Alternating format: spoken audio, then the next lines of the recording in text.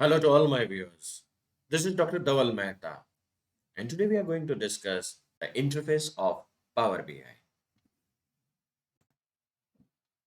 The user interface of Power BI has a central pane known as a canvas, on which you can build a report by adding visualizations from here.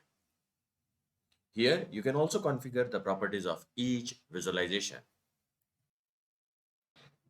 On the right hand side, there are three panes: visualization, data, and filters. One, two, and three. The visualization pane offers the entire set of available visualizations at the top, and at the bottom, the filtering sections will appear. The field pane. So let's open this superstore data. You'll be able to see the continuous and categorical variable. All those variables which are having summation, it means that when we will generate its plot, it will be the sum of the profit.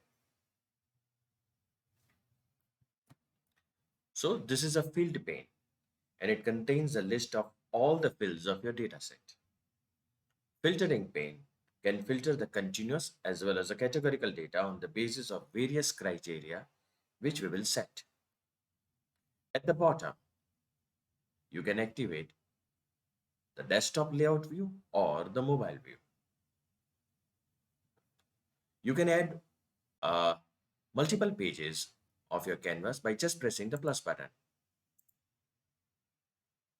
On the left hand side, we are having the report view, table view, and the model view.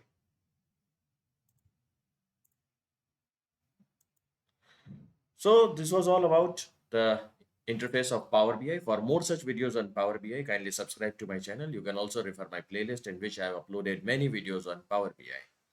Please don't forget to share and like this video. You can also follow me on LinkedIn and Twitter. Link is given in the description box.